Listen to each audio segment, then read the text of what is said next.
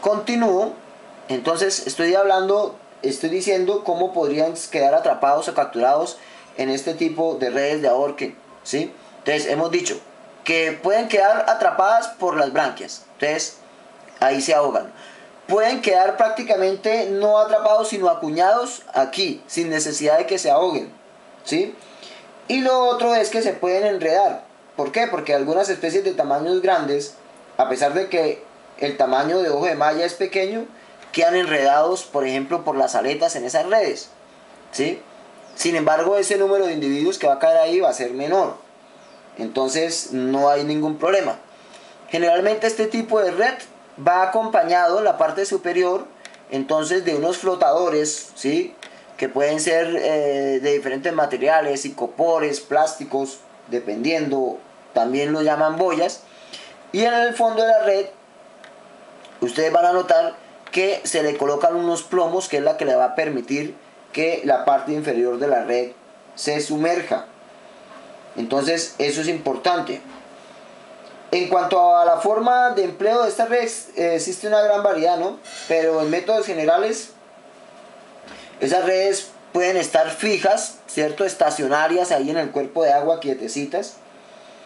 Ahora, una vez que uno coloca una de estas redes, hay que estar revisándolas periódicamente, porque prácticamente a veces algunos de los peces que caen en las redes, entonces si son pequeños, por ejemplo, si el ojo de malla es pequeño, puede ser capturado por un pez grande y se lo come. Entonces usted prácticamente su esfuerzo, que es su actividad de campo, pues se va a perder. Es una de las características de estas redes. En otros lados le dicen mallón, transmalio, gallera, bueno, diferentes tipos. Esta red, por ejemplo, es ampliamente utilizada en Argentina, en Bolivia, en Colombia, obviamente. Y usualmente se pueden utilizar o se pueden manejar con un bote, ¿cierto? Y se puede extender y revisar desde el bote. Les decía, por ejemplo, estas redes se utilizan en ríos, en lagos, en embalses, en ciénagas, prácticamente en aguas que pueden llevar corriente, pero que no sean corrientes muy fuertes. ¿Listo? Y decíamos que la selectividad va a depender del tamaño en el ojo de malla. Por ejemplo, ahí se ha especificado la captura, por ejemplo, de moncholo, de bagre, de dorada, de trucha, mojarra, carpas, bocachico, o sea, lo que decíamos es poco selectiva. Y digamos que efectos ambientales que le podríamos encontrar a este tipo de red es que hay que estandarizar el tipo o el tamaño de ojo de malla para la especie que se desea capturar, para que no resultemos capturando o dañando otras especies que, por ejemplo, en el caso que estemos estudiando un género o una familia específica, no vayamos a perjudicar la población, ¿sí? Aquí aparece otro arte de pesca, ¿sí? Que son las nazas. Las nazas ya se consideran un arte de pesca prácticamente pasivo, ¿sí? Al igual, obviamente, que las redes de galleras también son pasivas, en el sentido que lo que nosotros tenemos que hacer es colocar y esperar que los peces caigan. No como cuando usamos, por ejemplo, líneas de pesca, que tenemos que estar allá pendientes todo el tiempo esperando que piquen. Aquí no, aquí se colocan entonces este tipo de trampas. Entonces, la NASA, al igual que las redes, por ejemplo, existe una gran cantidad de tamaños, tienen diferentes mallas, ¿sí? Las NASA también vienen con mallas, tienen diferentes formas, ¿cierto? ¿Y qué es lo que pasa? Entonces, en estas nazas, prácticamente los peces lo que hacen es ingresar, ¿cierto? Ellos ingresan y cuando ingresan prácticamente quedan atrapados. Uno puede amarrar una bolsa, por ejemplo, un saco al final para que ellos queden atrapados. Ya una vez entran les resulta difícil. Se debe colocar una carnada al interior de la nasa, que es la que va a atraer el pez, y entonces el pez entra allí. ¿Qué más le puedo decir de las nazas? Generalmente las nazas las empleamos, por ejemplo, para capturar peces pequeños, ¿sí? Y también, pues, digamos que se pueden utilizar para hacer muestreos en la parte central de un caño, o si no en la orilla de un río donde exista vegetación. y allí pues pueden acumularse peces que buscan, entre otras cosas, pueden buscar a los peces al interior el alimento, o incluso los peces pueden buscar el refugio al interior de cada una de esas nazas. Entonces eso es un carácter importante. En otras partes, por ejemplo, le llaman trampa cobo. Esas también la utilizamos en Colombia. Este tipo de trampas, por ejemplo, en Panamá. Se puede utilizar con una embarcación o sin embarcación. Generalmente lleva un lastre o un ladrillo o algo que pese para que el agua no se la lleve. O podemos amarrarla, por ejemplo, a un árbol, a un arbusto que esté a la orilla del cuerpo de agua, ¿sí? Por ejemplo, esa la podemos utilizar en remansos, ¿sí?, de los ríos, en los embalses, en ciénagas, en lagunas. Y pues la selectividad pues va a estar limitada a la talla de los peces, ¿no? Y según la apertura que tenga la nasa. Entonces hay nazas con aperturas mayores, con aperturas menores. De acuerdo al diámetro de la nasa será la captura de los peces. Un pez, una apertura pequeña pues no va a poder capturar un pez grande, ¿no? Digamos que en cuanto a afecciones ambientales no tiene mayor problema, a menos que uno empiece a utilizarlo de manera seguida para hacer una sobreexplotación. De resto no tendría ningún problema el uso de nazas. Y como ustedes pueden ver, entonces por ejemplo, mire, estas nazas son cónicas, hay cilíndricas, hay rectangulares, ¿sí?, de diferentes maneras, pero lo importante es que la nasa sí tiene la única función, digamos, de ser un método pasivo. Esto es muy conocido por ustedes, que es el uso de los anzuelos. Creo que prácticamente no entraría yo a hablar en detalle de eso. Son los, digamos, los que más reconocen las personas, ¿cierto? Hay gran diversidad en el mercado de eso. Incluso hoy en día vienen, por ejemplo, los anzuelos con figuritas. La línea también, que generalmente es nylon, viene de diferentes diámetros. Ahí usted puede utilizar una caña de pesca, bueno, dependiendo, lujosa, con su carrito que recoge, o lo puedo utilizar con un palo, de cualquier manera. Y allí lo que hay que hacer es que uno lanza, ¿cierto?, la línea, y la línea pues tiene prácticamente va a tener un plomo, y aquí va al fondo, va a estar allí el anzuelo con su carnada. Los anzuelos pueden variar del tamaño. Para peces grandes, por ejemplo, para el bagre, hay anzuelos bastante grandes, pero para otros peces de tallas mínimas en cuanto a pesca van a ser pequeños. Pueden haber anzuelos triples, o sea, o compuestos, diferentes tipos de anzuelos, ¿sí? ¿Qué más les puedo decir? Bueno, yo puedo pescar en canoa desde la orilla, prácticamente, digamos que es un método sencillo. La carnada que se puede utilizar allí, entonces pueden ser peces, de carnada podríamos utilizar queso, lombrices, insectos, gusanos, cualquier tipo de carnada. La carnada puede ser artificial, ¿sí?, la que se coloca directamente allí. Lo importante aquí es saber colocar la carnada, porque si la carnada no queda bien sujeta, pues el pez se lleva la carnada y le queda el anzuelo suelto, ¿sí? Digamos que en toda América se practica este tipo de arte. Y digamos que la selectividad depende de lo que decíamos, del tamaño del anzuelo, del tamaño de la carnada. Especies que pueden caer allí, entonces mojarras, bagre, tilapia, es poco selectivo, ¿no? Y eso se puede utilizar, por ejemplo, en aguas que están calmadas, ¿sí?, o que tienen corrientes, lagos, ciénagas, ríos. No tiene, digamos, que mayor selectividad en cuanto a los cuerpos de agua, el uso de este tipo de arte de pesca. Aparecen otros artes de pesca, y por ejemplo las redes de cerco, ¿sí? Entonces generalmente estas redes de cerco pues van a utilizar personas que utilizan un bote. Pueden tener prácticamente diferentes longitudes, que pueden ir, por ejemplo, desde los 90 a los 150, a los 200 metros. Y ¿qué es lo que pasa? Que en la parte superior, al igual que las redes de ahorque, las agalleras, tienen unas boyas o unos materiales que le permiten la flotabilidad, y en la parte inferior de esa red pues tiene unos plomos. ¿Qué pasa? Aquí generalmente se requiere de un bote que pueda tener 2 o máximo 3 pescadores, ¿cierto?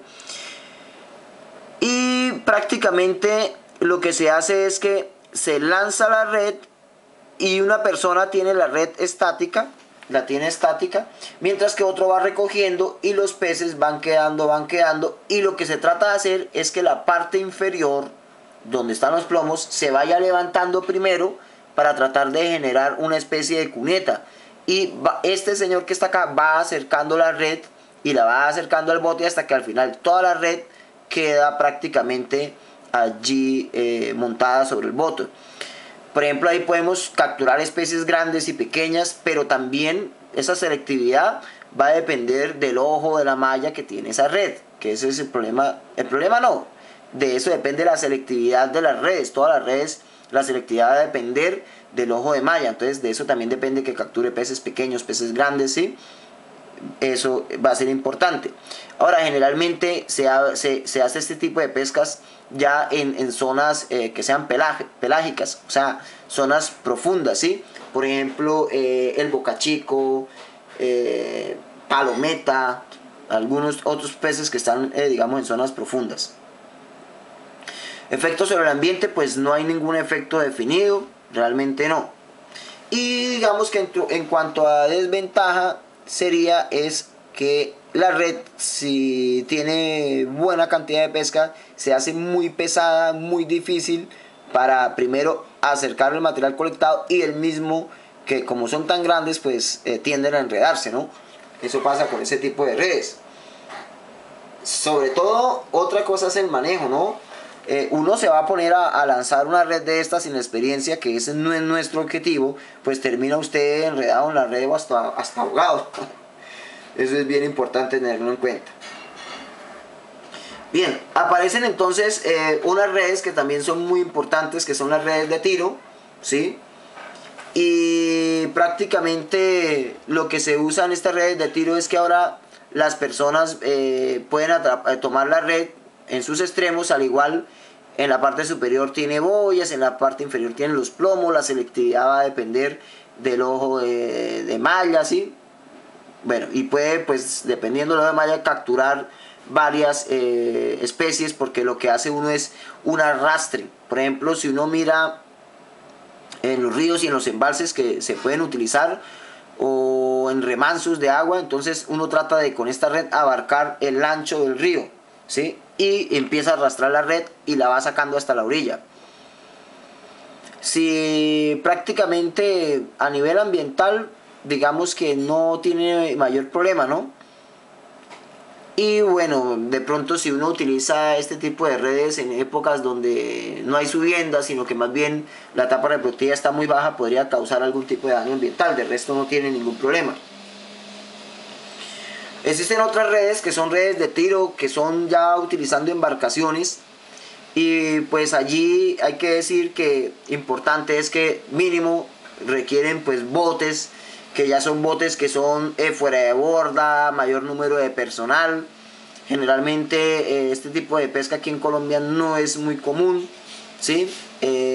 Aguas que tienden a ser entre muy profundas o medianamente profundas. Bien.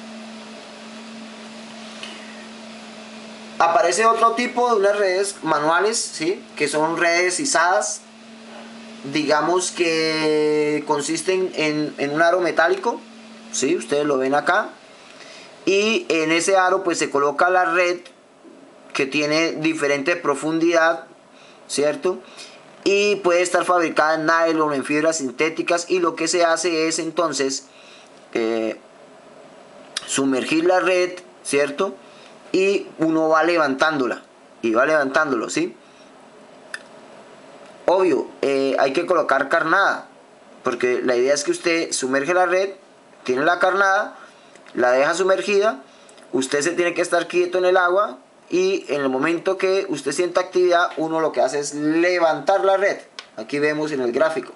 Entonces, y los animales empiezan a saltar ahí en el fondo del cono, ¿sí? prácticamente este método pues captura especies menores. Por ejemplo, la utiliza mucho para capturar mojarra. Ahí esa mojarra se ve provocativa incluso ahí. Ahora, ¿qué carnadas se pueden utilizar otros peces como carnadas, sí? Bien. Viene un tipo de red que es muy conocida por todos, que es la famosa tarraya.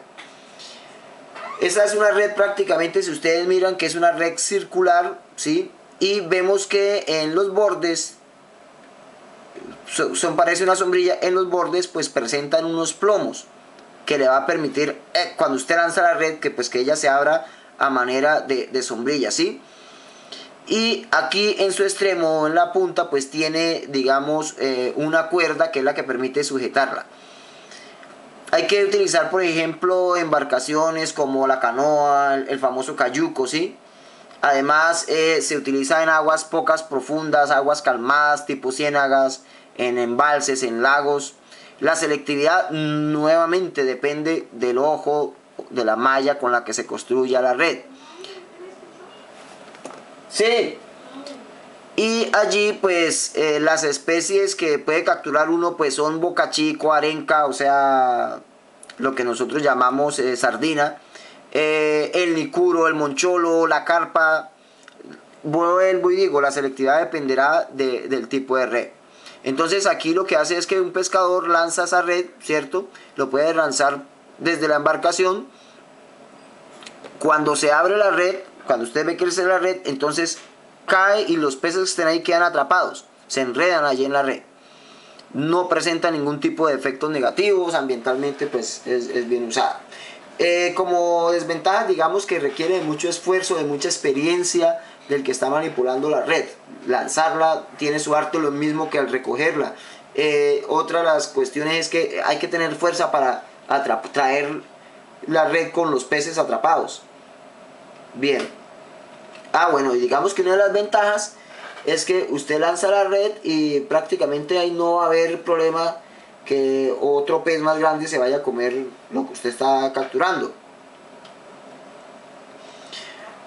Otro tipo son las redes de cerco, ¿sí? Prácticamente se le llama caloneo, rodeo, apaleo, y son redes que también van a presentar unas boyas, unos plomos, y lo que se hace es que las personas se pueden meter, por ejemplo, en un cuerpo de agua como lagos, lagunas o aguas que tienen poca profundidad, y uno se mete y empieza a alar y alar la red. Para eso pues hay que tener, digamos que cierta limpieza de la vegetación, porque como hay que arrastrar, si no entonces la malla se enredaría. Por ejemplo, esto es muy utilizado en las piscifactorías, ¿sí? Ahora, ustedes pueden ver aquí que hay este tipo de redes de cerco a mayor escala que se pueden hacer con embarcaciones en agua de pronto más profundas, y lo que se hace es, se amarra un extremo, ¿sí? Y con cierta habilidad para manejar la embarcación, se encierra y ahí entonces se empieza a lanzar redes acá, o se empieza a recoger lo que quedó adentro atrapado de la red. Bien, uno puede utilizar, por ejemplo, balsas, cayucos, como digamos embarcaciones. ¿Dónde se aplica esto? En lagos, en lagunas, y les decía, en aguas de poca profundidad, en algunos cauces de algunos ríos. Y nuevamente, al tratarse de una red, la selectividad dependerá del tipo de malla. Otro tipo que es muy claro son las barreras, los cercos o las encañizadas o los corrales, ¿sí? Digamos que esos son unas trincheras donde prácticamente se encierra un área, por ejemplo con madera, y se hacen unas compuertas y la carnada se coloca cerca a las compuertas. ¿Listo? Se coloca cerca a las compuertas y los animales ingresan, y entonces usted puede, después de cierto tiempo, soltar la cuerda que sostiene las compuertas se cierran y usted puede entonces empezar a pescar lo que quedó ahí atrapado. Puede utilizar trasmayo, ¿sí? Si quiere, o puede, si quiere, utilizar redes de cerco manuales, bueno, cualquier tipo. Aquí pues aparece otra manera de corral. Digamos que eso se puede manejar a nivel de las orillas, de los remansos de los ríos en aguas que están quietas prácticamente. De cebo, por ejemplo, uno puede usar maíz, grasa de carne u otros animales muertos. Ahí puede, por ejemplo, caer róbalo, barbudo, bocachico, nicuro, mojarra, bagre. Prácticamente no es muy selectivo el método, ¿no? Pero también sería un método importante de utilizar. Ya vamos a terminar. Bueno, aquí otro método sería lo que nosotros llamamos trampas aéreas. No voy a ahondar mucho en el tema, pero se entiende. Fíjense que en un cuerpo de agua, por ejemplo, como caños, canales o ríos, entonces uno lo que trata es de tomar el ancho del río y colocar prácticamente una malla que impide el paso de los animales y lo hace uno a favor de la corriente. Entonces los animales, ciertos, digamos, especies, por ejemplo, sobre todo para bocachico, pueden saltar, los bocachicos pueden saltar y ellos quedan atrapados acá en una cerca, que lo hace con la misma malla. Miremos eso acá. Entonces ellos vienen con dirección del agua, se encuentran en el mayo, entonces acá hay una boya que sostiene esta parte de la malla y el pez lo que hace es saltar, pero aquí usted tiene la atarraya amarrada a esta punta, entonces ellos quedan atrapados acá. Lo que son los palangres, ¿sí? El palangre o el espinel, entonces lo que hace es que utiliza una red principal al cual usted amarra diferentes líneas que van a tener un plomo y anzuelos. Entonces usted lo coloca a través de un canal, ¿sí? Y puede colocar, por ejemplo, anzuelos de diferente tamaño. Y finalmente, por ejemplo, otros artefactos para herir, como los arpones, que pues va a depender de la habilidad que tiene la persona. El arpón va a tener ciertos tamaños. Generalmente no es un método selectivo, es un método que requiere mucha habilidad por parte del pescador. En aguas pocas profundas, bueno, sobre todo en aguas transparentes. El agua no puede ser agua que sea bastante turbia, porque no va a poder tener una observación. Y otros métodos